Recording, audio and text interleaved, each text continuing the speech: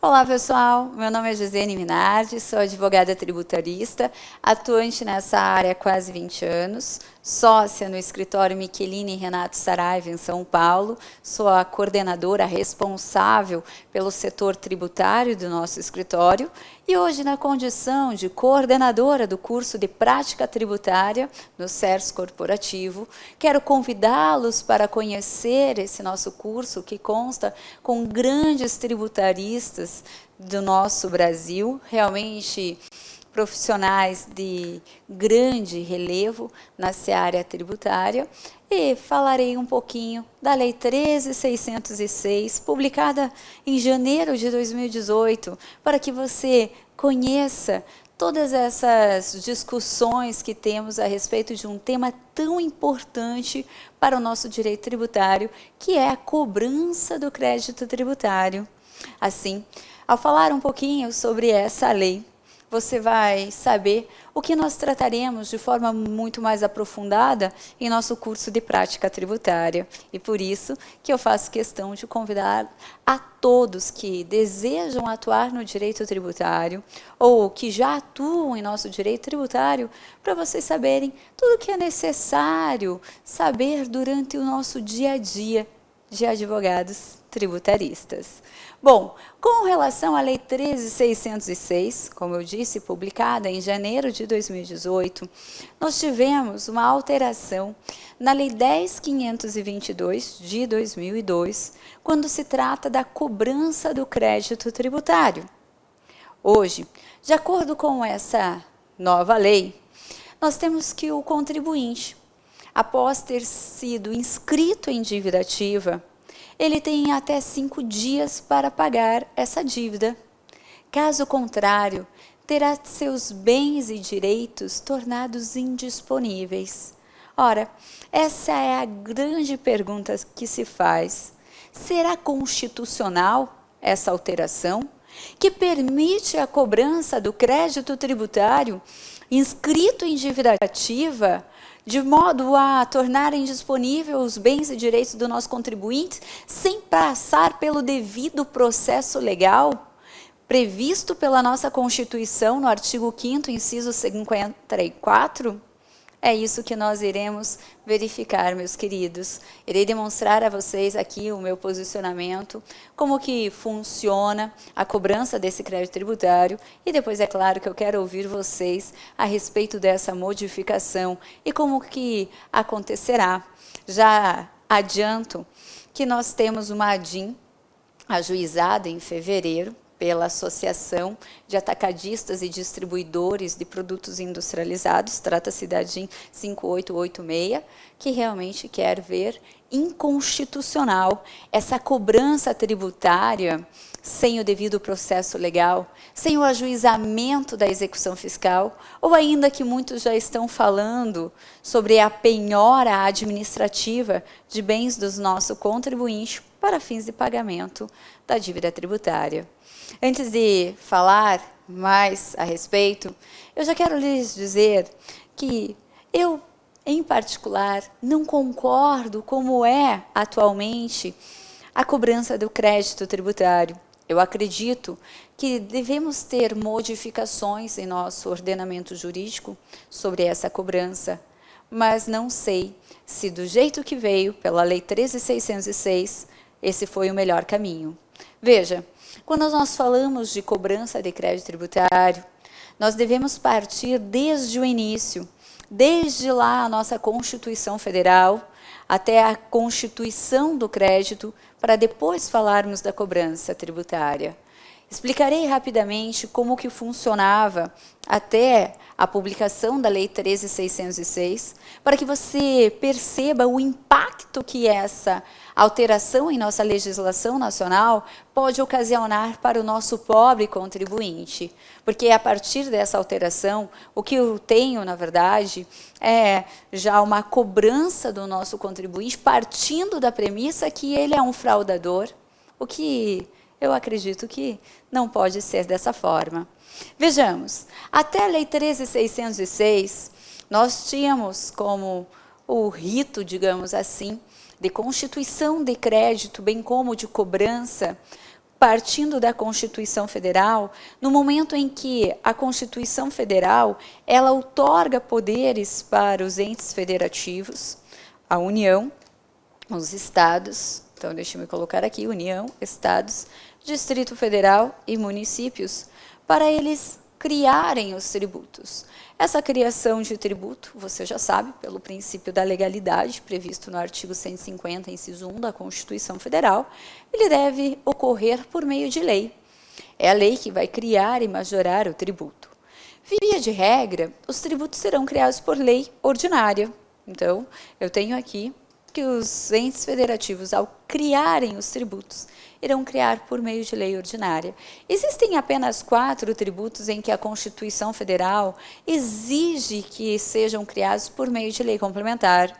Só para constar aqui, são eles a contribuição social residual, prevista no artigo 195, parágrafo 4º da nossa Constituição Federal, o empréstimo compulsório, previsto no artigo 148, também da Constituição, o imposto sobre grandes fortunas, que ainda não foi criado, mas se criado pela União, deverá ser por meio de lei complementar, cuja previsão encontramos no artigo 153, inciso 7 da Constituição Federal, e o imposto residual, previsto no artigo 154, inciso 4. Esses 4 precisam de lei complementar, todos os demais não precisarão. E ainda, como é disso, nós temos que a medida provisória poderá instituir também e majorar impostos, desde que observados os limites previstos pela nossa Constituição Federal, no artigo 62. A lei, ao criar o tributo, ela vai descrever tudo o que deve acontecer no mundo jurídico concreto para que nasça o dever de pagar o tributo, para que nasça, na verdade, a obrigação tributária. Nós dizemos que a lei ela vai traçar, na verdade, a regra matriz de incidência tributária. Essa regra matriz de incidência tributária, composta por 5 critérios, que uma vez verificados na prática, no mundo fenomênico, aí sim faz surgir o dever de pagar o tributo. Esses 5 critérios são: o primeiro, o critério material, conhecido por muitos doutrinadores como o núcleo da regra matriz de incidência tributária. O critério material vai descrever sobre os atos eleitos pelo nosso legislador tributário como passíveis de sofrer a incidência tributária. Na verdade, o critério material é hoje o que nós conhecemos por fato gerador. Fato gerador é a expressão utilizada tanto pela doutrina como pela legislação e jurisprudência. E por isso, na nossa prática, acabamos sempre falando de fato gerador. E como eu disse, é justamente a situação eleita pelo nosso legislador como sendo passível de sofrer a incidência tributária. É quando o legislador ele vai até o mundo jurídico e escolhe algo para sofrer a incidência tributária. Esse, por sua vez, será sempre representado por um verbo mais um complemento. Exemplo, no caso do imposto de renda, temos que o critério material, fato gerador, é o auferir renda. Verbo auferir renda é o complemento, auferir rendas ou proventos de qualquer natureza. E, no caso do IPVA, temos como verbo ser, complemento proprietário de veículo automotor. E por aí vai. Como eu disse, o que nós temos de critério material é conhecido, ainda que de forma equivocada em nossa prática, pela expressão fato gerador. A lei vai descrever esse fato gerador, vai escolher a situação para sofrer a incidência tributária. Mas, além de termos essa previsão, esse ato eleito, temos ainda que preencher os demais critérios para que haja na prática a incidência. O segundo critério podemos numerar como o critério temporal. O critério temporal é quando o legislador diz qual é o momento em que será considerado ocorrido o fato gerador. Veja no caso do IPVA, nós temos que o critério material é ser proprietário de veículo automotor. Mas você há de convir comigo que aquele que é proprietário de um veículo automotor é proprietário todos os dias. Mas para fins de pagamento do IPVA, qual será a data que foi eleita pelo nosso legislador como sendo considerada ocorrido o fato gerador para carros usados no dia 1º de janeiro de todo ano. Então, esse é o critério temporal. É a data eleita pelo legislador em que ele considera ocorrido o fato gerador. Com relação ao terceiro critério, o critério espacial é o local eleito pelo nosso legislador em que ele considera ocorrido o fato gerador. Voltando para o exemplo do IPVA, só para você compreender, nós temos que considera-se ocorrido o fato gerador no estado em que estiver licenciado o veículo automotor. Quanto ao quarto critério, critério pessoal, eu tenho a indicação dos sujeitos da relação jurídico-tributária, que são eles, o denominado sujeito ativo e o sujeito passivo. O sujeito ativo, cujo artigo 119 do CTN traz para nós, é aquele que tem o direito de exigir o cumprimento da obrigação tributária, ou seja, é aquele que tem o direito de cobrar o tributo. Já o sujeito passivo, nos termos do artigo 121 do CTN, é aquele que tem o dever de pagar o tributo.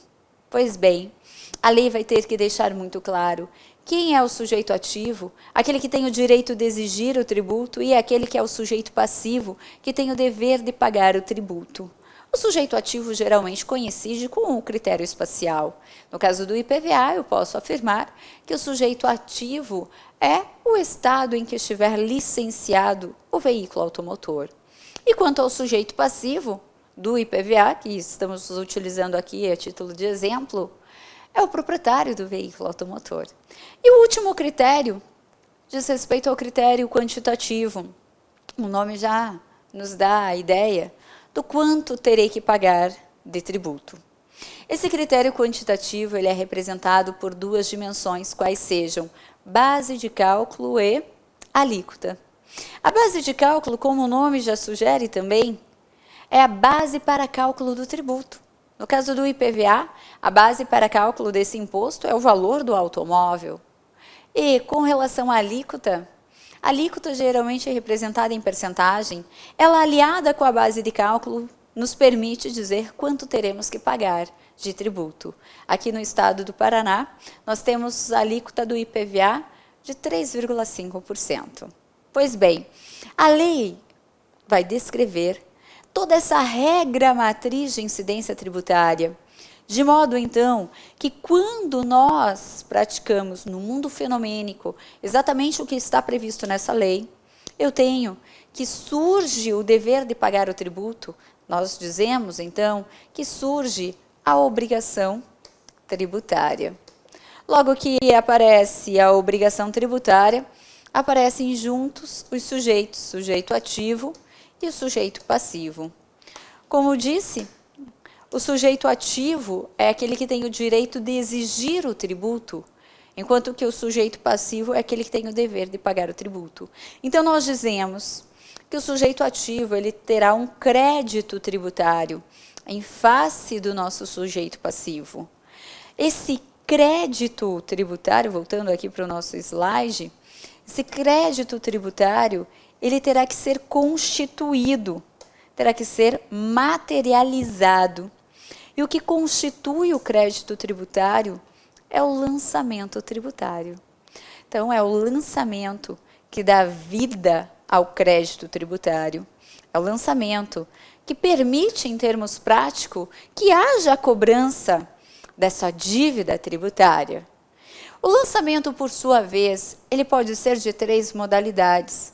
São elas o lançamento de ofício, o lançamento por declaração e o lançamento por homologação.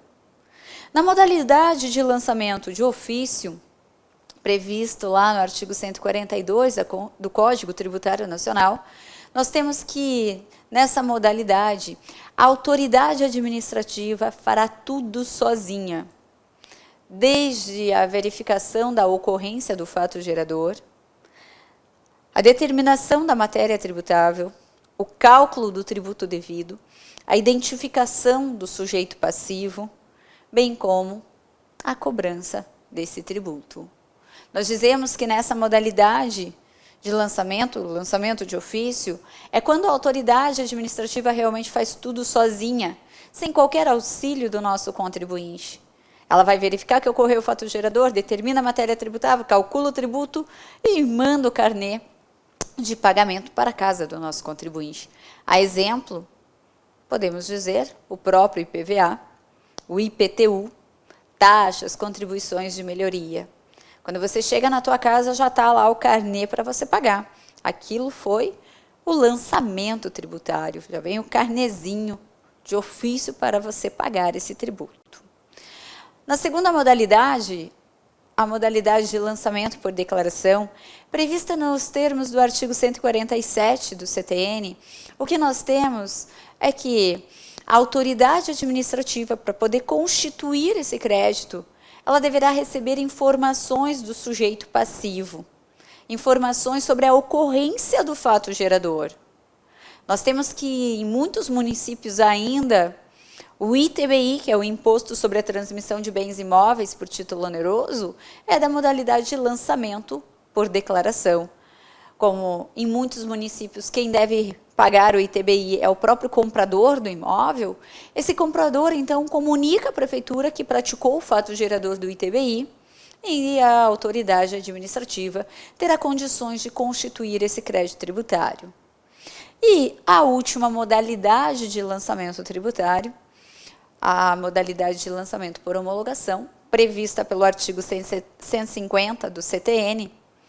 Hoje, a maioria dos tributos estão nessa modalidade, é que a lei determina que os contribuintes, propriamente, terão que verificar que eles praticaram o fato gerador, eles mesmos irão calcular o tributo e já irão recolhê-lo antes de qualquer manifestação da autoridade administrativa, que virá posteriormente apenas para verificar se houve o recolhimento correto. Então, na modalidade de lançamento por homologação, como eu disse, a maioria dos tributos hoje estão sujeitos a essa modalidade, o próprio contribuinte verifica que praticou o fato gerador, ele já calcula o tributo e ele já recolhe aquele tributo. Como exemplo, podemos mencionar o imposto de renda, o IPI, o ICMS, PIS, COFINS, imposto sobre importação, imposto sobre exportação. A maioria dos tributos realmente hoje são nessa modalidade, em que há, na verdade, uma antecipação do pagamento da autoridade do contribuinte quanto ao tributo, de modo que a autoridade venha somente depois para verificar se houve o pagamento de forma correta ou não. Pois muito bem. Para que ocorra esse lançamento, essa constituição do crédito tributário, o fisco, a autoridade administrativa, ela tem um prazo esse de 5 anos.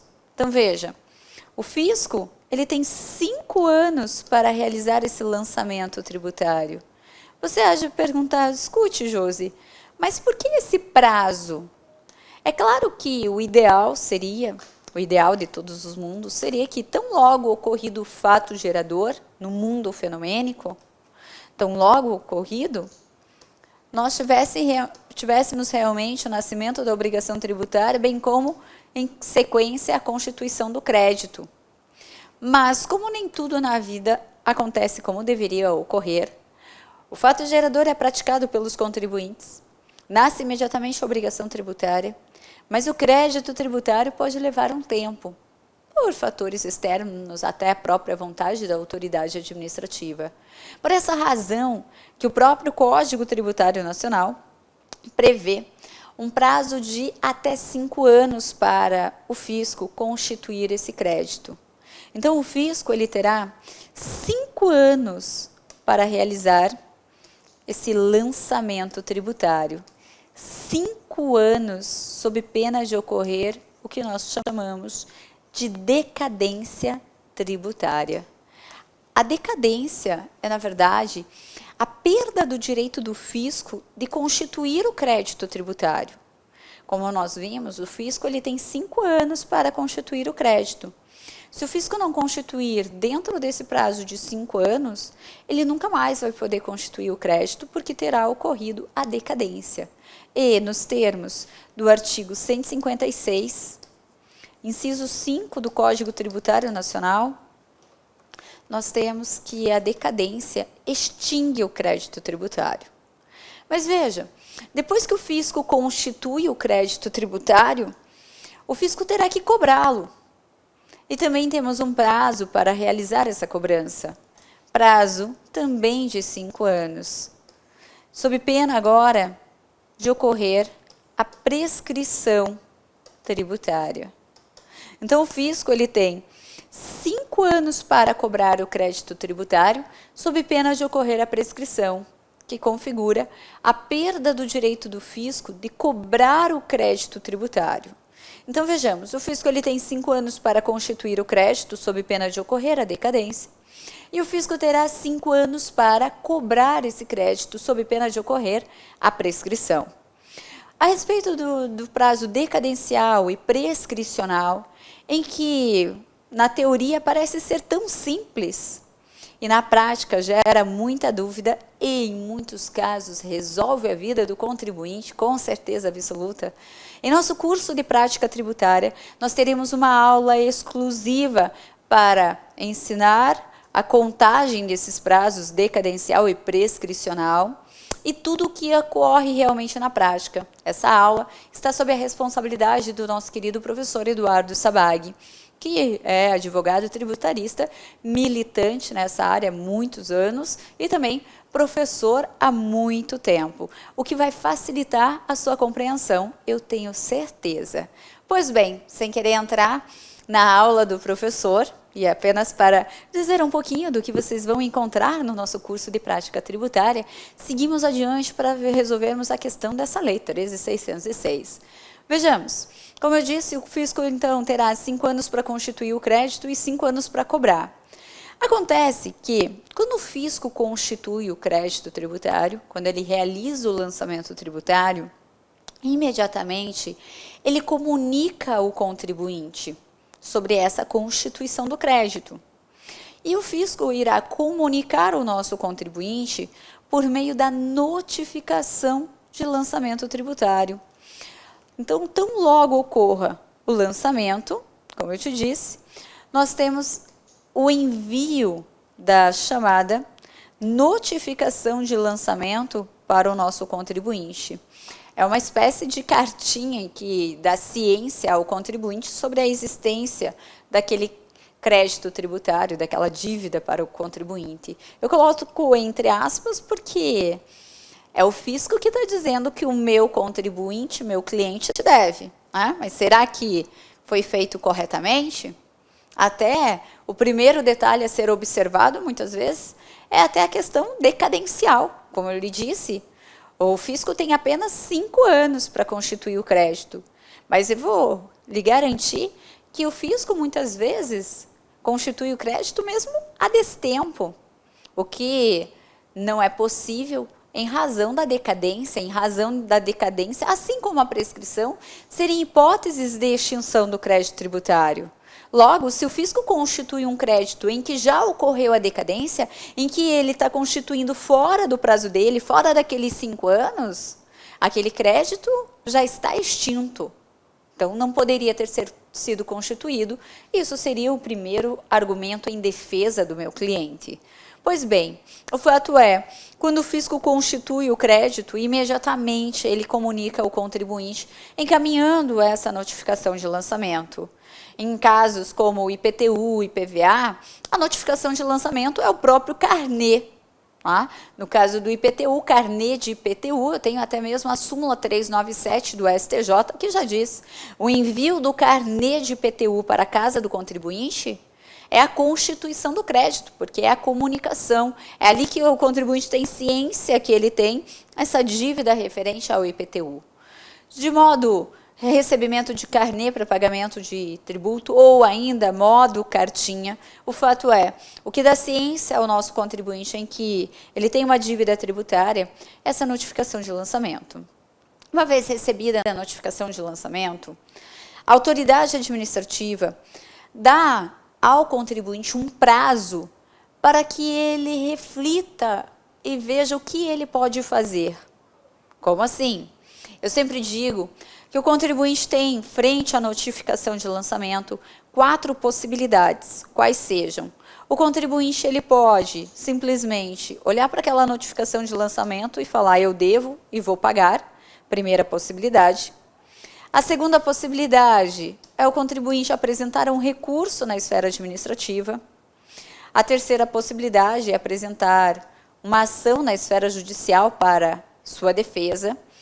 E a última possibilidade é não fazer nada.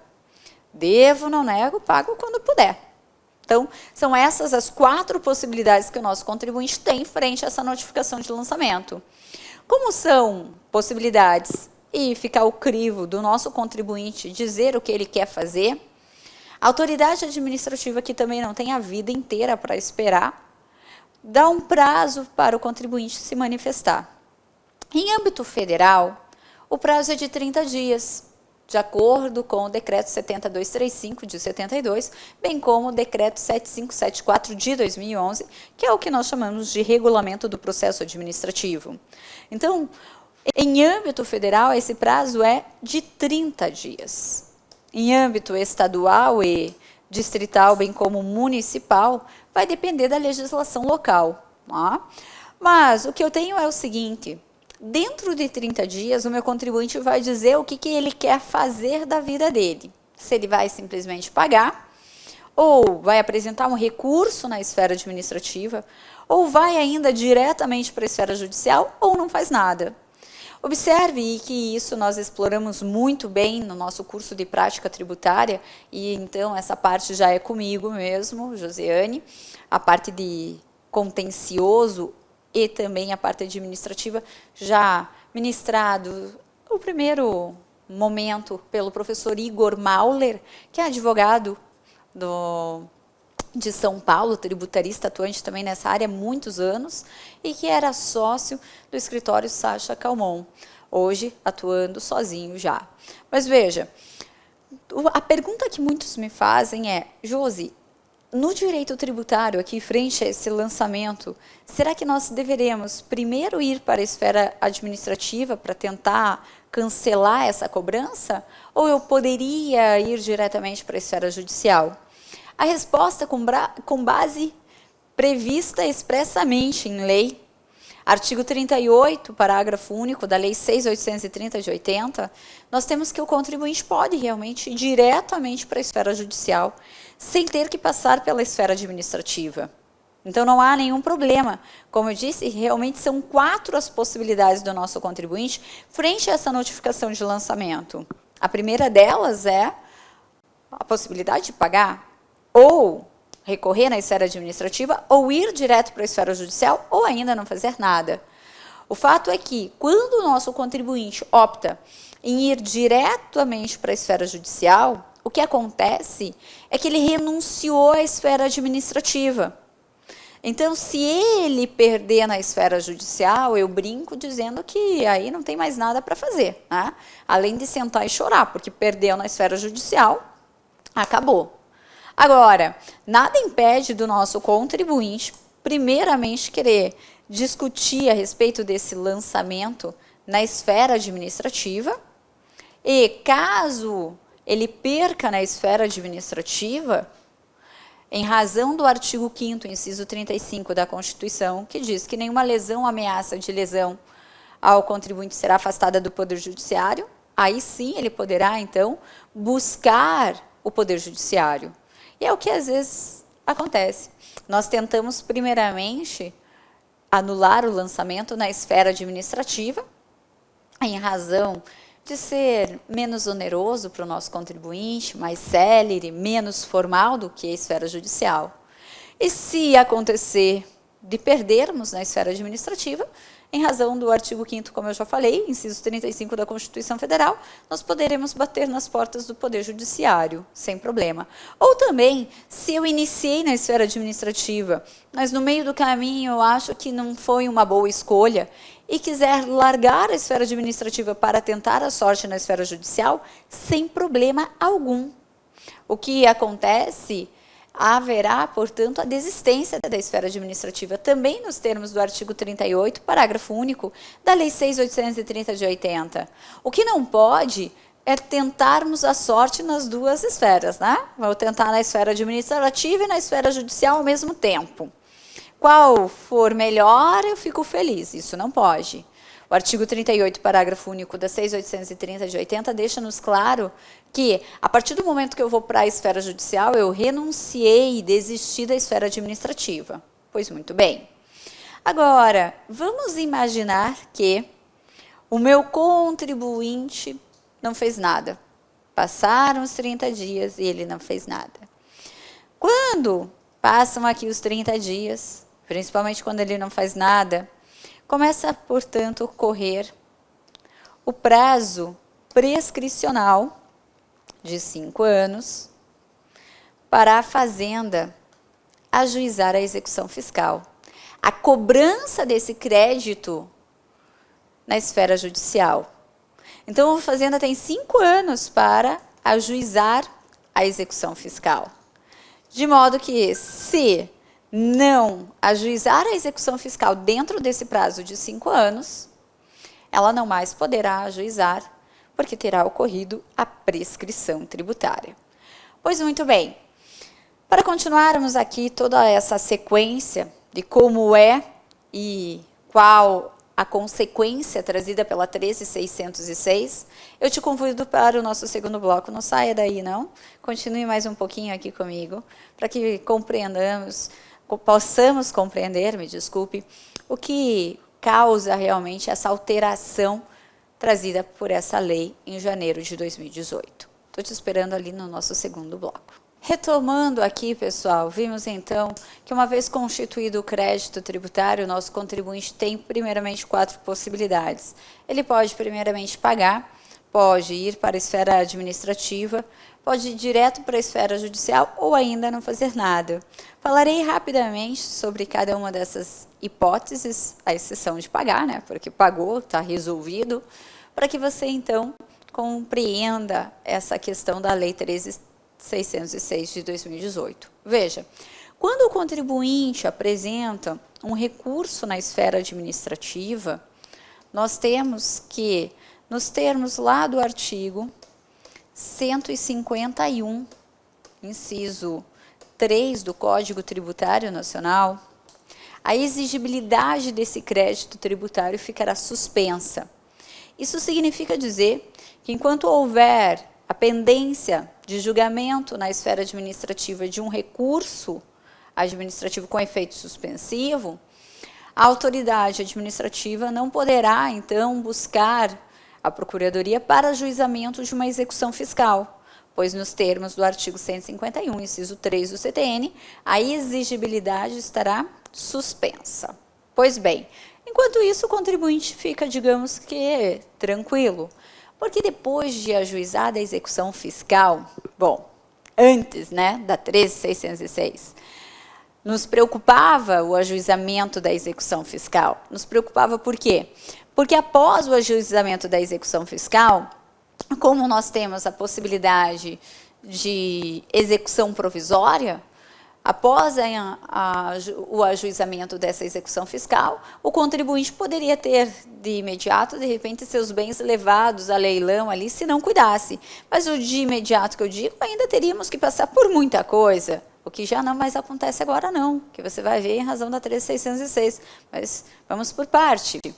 Como eu disse, então, a esfera administrativa para o nosso contribuinte é uma boa alternativa para discussão a respeito daquela dívida e também um momento de certa segurança ao contribuinte, pois, como prevê o artigo 151, inciso 3 do nosso CTN, esse recurso na esfera administrativa poderá suspender a exigibilidade do crédito, evitando assim que a Fazenda ajuize a execução fiscal. Mas, e se o meu contribuinte preferiu ir direto para a esfera judicial? Como que acontece? Bom, vimos no bloco passado que é possível, eu não preciso esgotar a esfera administrativa para tão somente depois ir para a esfera judicial, eu posso ir direto, mas o único problema é que, ao ir para a esfera judicial, a mera propositura de uma ação por si só não suspende a exigibilidade do crédito tributário. Eu quero dizer, então, que quando o contribuinte ele vai para a esfera judicial, por meio de uma ação. Somente a propositura dessa ação, dessa demanda na esfera judicial, permite que o fisco, no mesmo dia, no dia seguinte, ajuize a execução fiscal e realize a cobrança desse crédito tributário, porque a mera propositura de ação, como eu lhes disse, por si só não suspende a exigibilidade do crédito, não. Mas é possível, claro, suspender a exigibilidade do crédito, impedir que a Fazenda ajuize a execução fiscal, mesmo na esfera judicial. De que forma? Bom, eu posso realizar o depósito do montante integral. Se for realizado o depósito do montante integral nos termos do artigo 151, inciso 2 do CTN, suspenderá a exigibilidade do crédito. E quando eu falo de depósito do montante integral, eu refiro-me exatamente à quantia em que está na notificação de lançamento para a cobrança. E se o meu contribuinte não quiser depositar, porque às vezes não tem, ou porque simplesmente não quer, não tem problema. Hoje, a exigência de depósito para ajuizamento de ação na esfera judicial, ela é considerada inconstitucional, súmula vinculante 28. É inconstitucional a lei que exige depósito como condição de admissibilidade de ação na esfera judicial. Veja, eu não preciso depositar para buscar a esfera judicial. Isso seria realmente inconstitucional, pois fere o direito de ampla defesa, contraditório, devido processo legal, princípio da isonomia, dentre vários outros preceitos da nossa Constituição Federal. Mas nada impede do meu contribuinte ingressar com uma ação e realizar o depósito.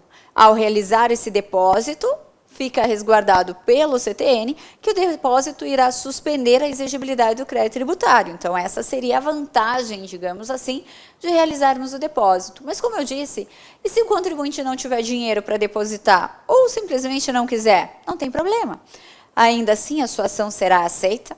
E, se ele ainda quiser suspender a exigibilidade do crédito, porque é extremamente interessante para o contribuinte, podemos nos valer do artigo 151, inciso 5 do CTN, e conseguirmos uma tutela provisória. Demonstrados os requisitos do artigo 300 do CPC, será concedida uma tutela provisória de urgência, ou ainda, se demonstrados os requisitos do artigo 311 do CPC, será concedida uma tutela provisória de evidência. Ambas, nos termos do artigo 151, inciso 5 do CTN, suspendem a exigibilidade, ou seja, impedem que a Fazenda ajuize a execução fiscal, o que também dá uma certa tranquilidade para o nosso contribuinte.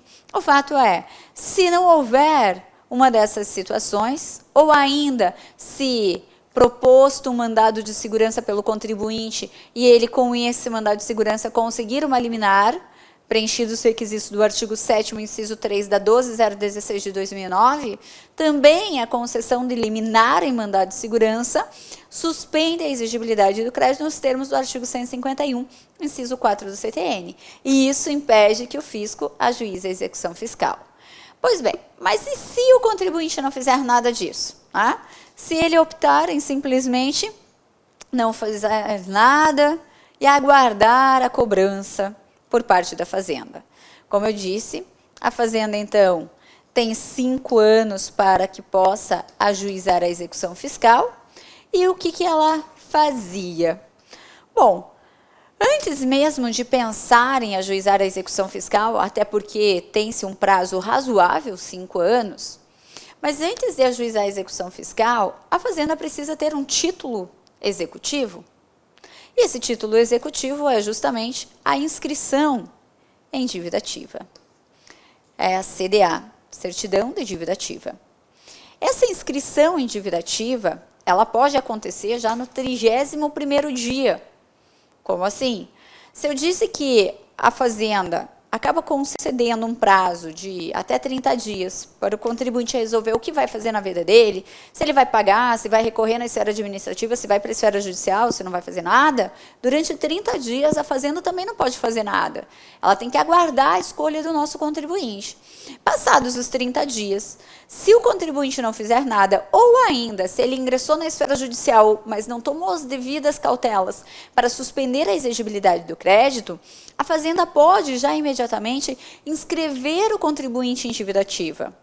Essa inscrição em dívida ativa é um título executivo, ele deve conter todos os requisitos lá previstos pelo nosso CTN no artigo 202, sob pena de que, se faltar um requisito, será considerada nula essa CDA, e aí nula a CDA, consequentemente nula a execução fiscal.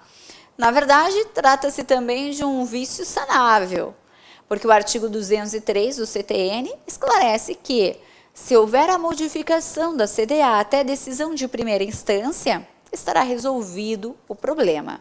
Então, a CDA deve conter todos os requisitos que estão lá no artigo 202 do CTN, de modo que, se faltar um, como tem que ter nome do contribuinte devedor, domicílio, nome dos responsáveis, se for o caso, tem que ter o valor da dívida, a forma de calcular os juros, bem como a natureza, mas se faltar qualquer um dos requisitos que estão ali no artigo 202 do CTN, como eu disse a vocês, será considerada nula a CDA.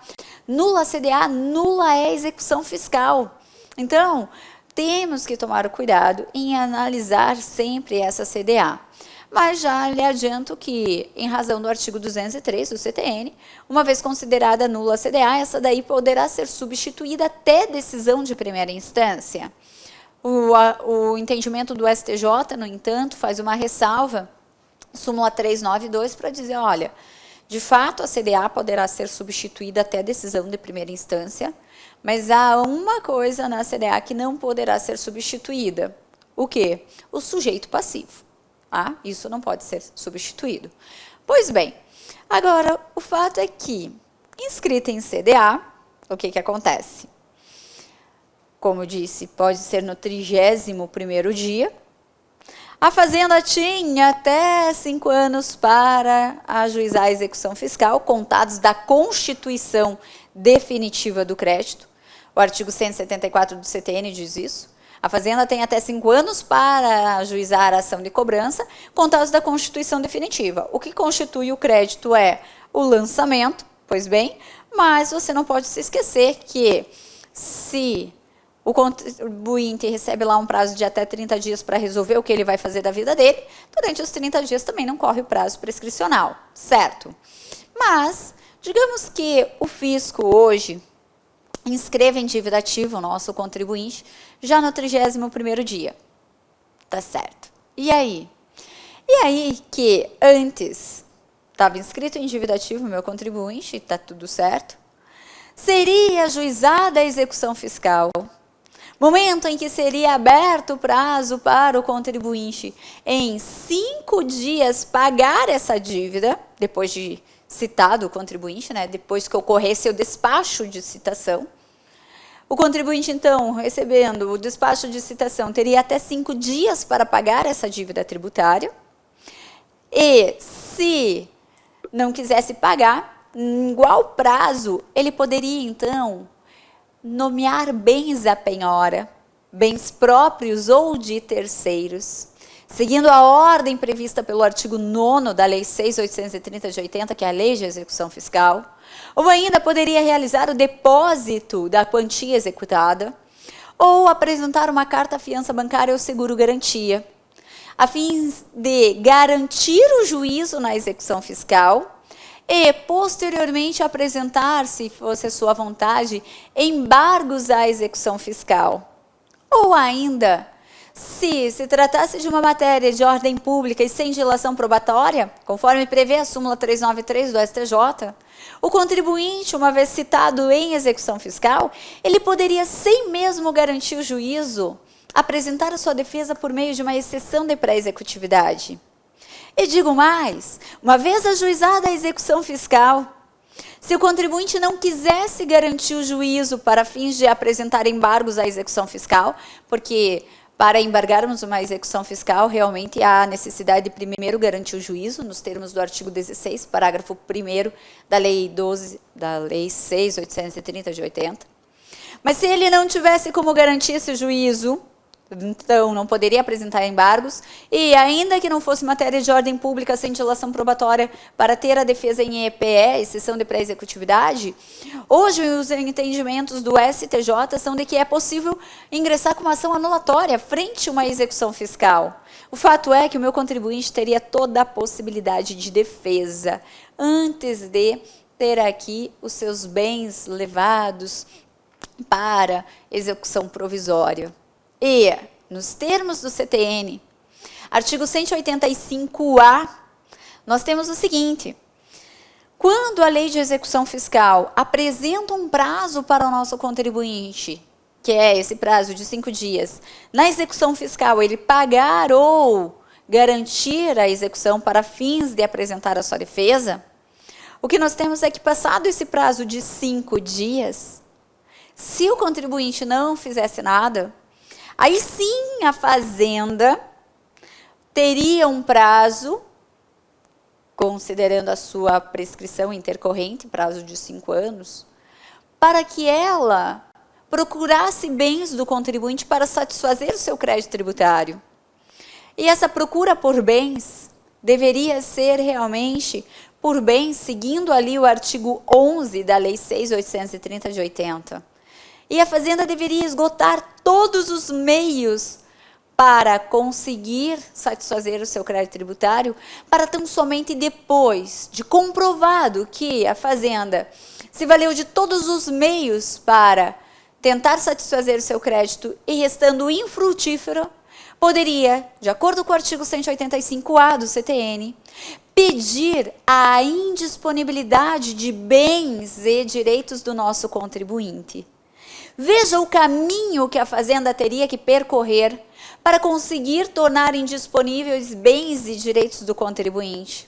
A Fazenda teria que primeiro ter inscrito em dívida ativa, logo em seguida ter ajuizado a execução fiscal, aguardasse pelo despacho de citação, para que, passados 5 dias, se o contribuinte não apresentasse bens para garantir a execução, aí ela deveria procurar os bens do contribuinte, para tão somente depois de seguida a ordem sugerida pelo artigo 11 da Lei 6.830 de 80, aí sim ela, com base no 185A, poderia pedir a indisponibilidade de bens e direitos do nosso contribuinte.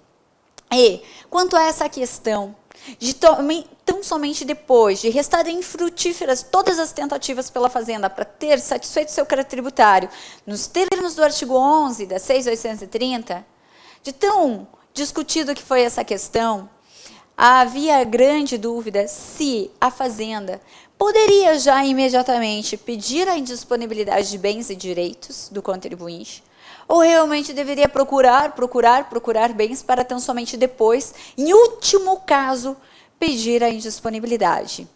E essa questão foi tão intensa em nossos tribunais que o Superior Tribunal de Justiça publicou a súmula 560 para dizer, olha, é tão somente depois que restada infrutífera todas as tentativas da Fazenda para ter satisfeito seu crédito tributário, é que ela poderá pedir a indisponibilidade de bens e direitos.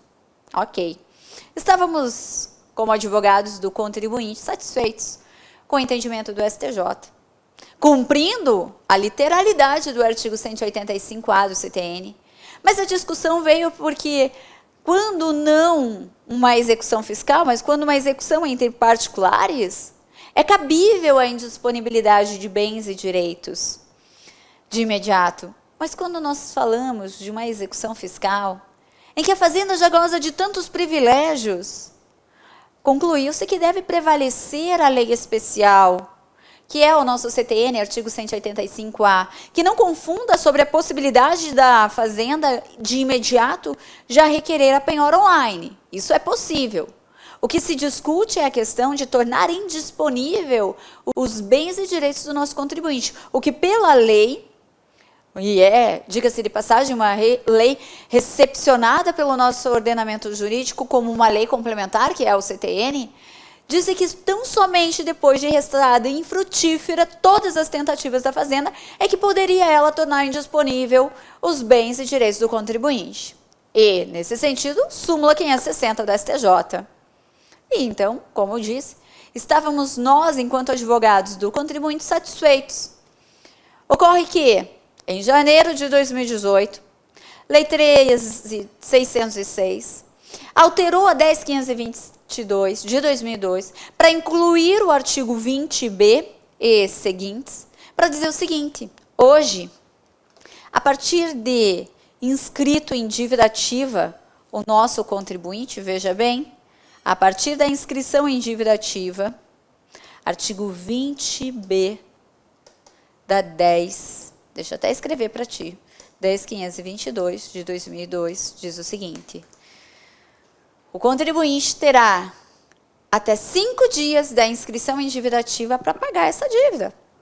Para pagar a dívida. Não é para discutir, não, para dizer se está certo, se está errado. O contribuinte tem até 5 dias para pagar a dívida. E se ele não pagar em 5 dias essa dívida tributária, a Fazenda já poderá pedir a indisponibilidade de bens e de direitos. O que, a meu ver, chega a ser um absurdo, gente, me desculpe. É o que temos aqui, a desjudicialização da cobrança do crédito tributário. Antes de ser ajuizada a execução fiscal, antes de permitir ao nosso contribuinte o devido processo legal, assegurado pelo artigo 5º, inciso 54 da Constituição Federal, a assegurar o direito à ampla defesa e contraditório, também previsto constitucionalmente no artigo 5º. Antes de permitir isso ao contribuinte, já está lhe dizendo: você pague, ou eu já tornarei indisponível seus bens e direitos. E ainda diz, tem-se o pior, para regularizar essa lei, foi publicada a portaria da PGFN 33 de 2018, trazendo várias situações gravosas para o nosso contribuinte. Dentre elas, menciono o que está lá no artigo 7º, incisos 6 e 8 da portaria 33, da PGFN 33 de 2018, que diz o seguinte: se não cumprido, pode, inclusive, se não pago essa dívida tributária de imediato, pode, inclusive, resultar em rescisão de concessão e contratos com o setor público. Veja, gente, como eu posso punir o meu contribuinte antes de ouvi-lo, antes de possibilitá-lo o seu direito de defesa, o seu devido processo legal? Porque agora, de acordo com a 13.606, que alterou a 10.522, inscreveu em dívida ativa 5 dias para pagar. Tá, mas eu quero discutir na esfera judicial, ao poder judicial, se eu realmente devo. Não, você tem 5 dias para pagar. E se você não pagar em 5 dias, eu torno indisponível os seus bens e direitos. Será que isso não impede, inclusive, o exercício regular da profissão? Também assegurado pela nossa Constituição, artigo 5º, inciso 13? E artigo 170, parágrafo único? Ora, ao meu ver, tudo bem que, se aguardarmos a execução fiscal inteira, do jeito que é prevista hoje, com possibilidade de inúmeras interrupções do prazo prescricional, tudo bem que, aguardado toda a execução, como eu lhe disse, do jeito que era antes da 13.606, eu acredito que pode realmente não ter a satisfação do crédito tributário. Porque hoje, no mínimo, a Fazenda tem aí até 11 anos para cobrar essa dívida tributária, porque uma vez que há o despacho de citação em execução fiscal, interrompe o prazo prescricional, a Fazenda pode.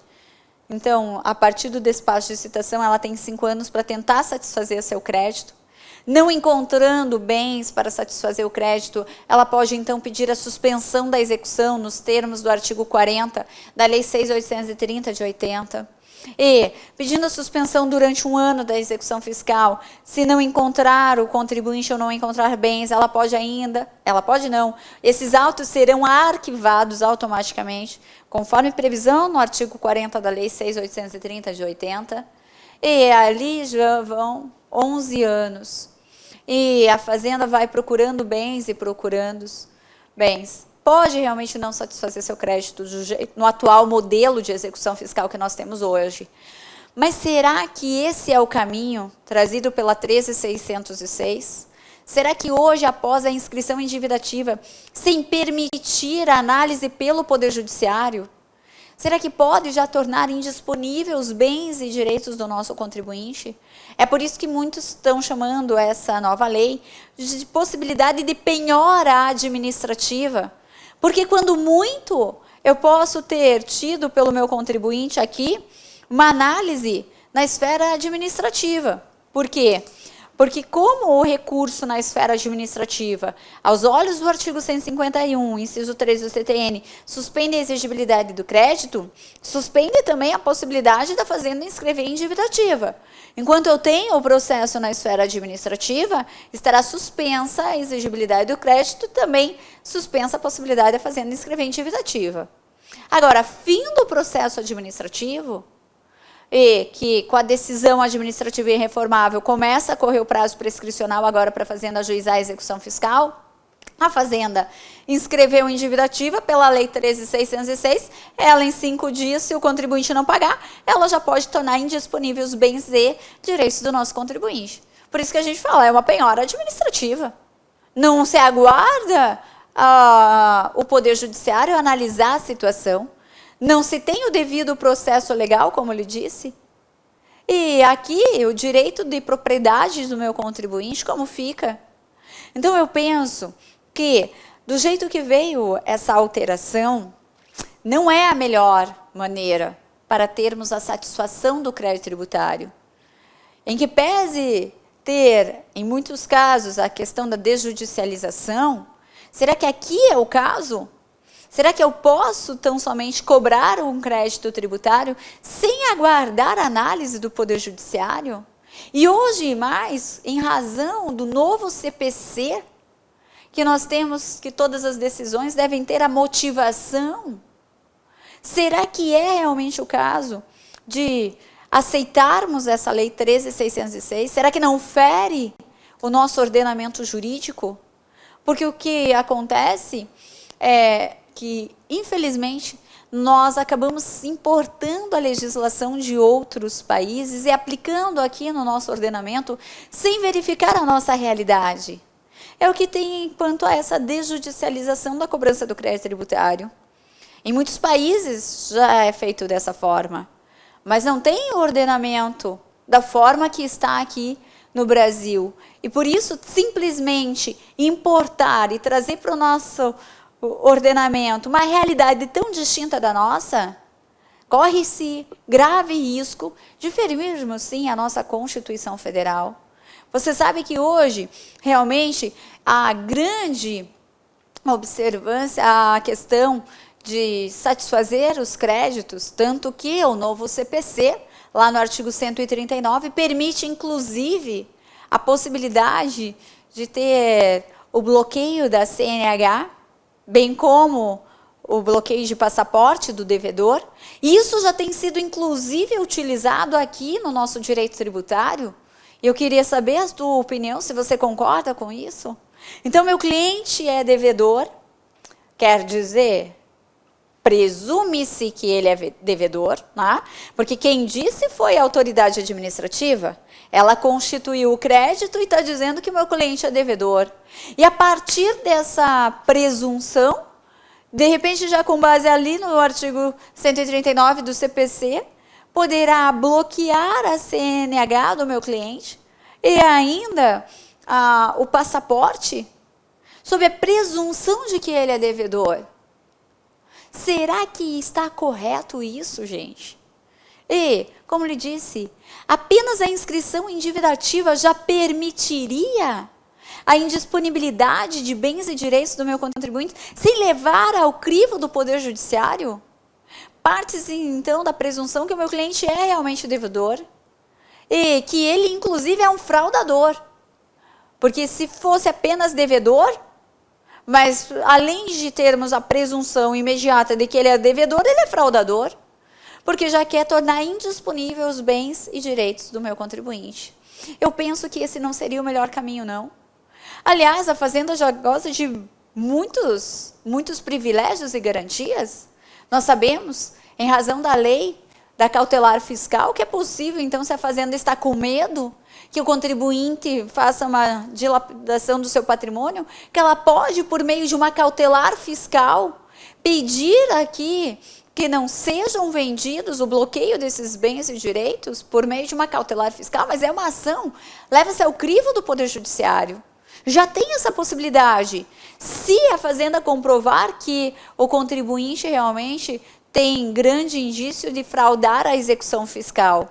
Agora, pelo simples fato de inscrever em dívida ativa e, com base agora na 10.522, artigo 20b, ele já tornar indisponível os bens e direitos do meu contribuinte sem, como eu vou repetir, levar ao crivo do Poder Judiciário. Será que é isso?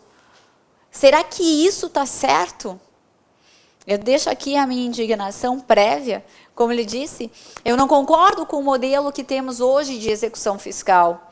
Eu entendo que realmente pode não obter a satisfação do crédito tributário. Mas como veio na Lei 13.606, eu também não concordo, não.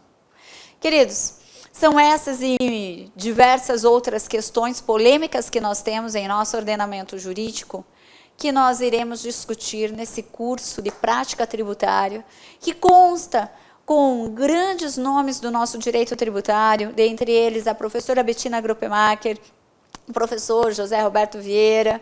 Temos realmente grandes tributaristas, não consigo me lembrar de todos aqui de imediato, mas você tem a nossa boneca de curso, veja no nosso site, no nosso link. E eu tenho realmente um grande orgulho de fazer parte desse curso, de coordenar esse curso com grandes nomes do nosso direito tributário, que podem auxiliá-los em muito nesse início de carreira da advocacia tributária. Então, convido a todos, seja você já um advogado de muitos anos, advogado iniciante, ou ainda contadores, não é mesmo? Que participem do nosso curso e venham desfrutar aqui das grandes polêmicas que nós temos hoje e grandes desafios da advocacia tributária. A advocacia essa é extremamente promissora. Eu sempre digo que atuar no direito tributário é um momento de muita alegria para mim e muita satisfação, porque temos muita coisa para resolvermos. Então, eu deixo a vocês meu grande beijo e o convite para participarem desse curso. Venha conhecer e vamos trabalhar aqui juntos. Um grande abraço e até mais.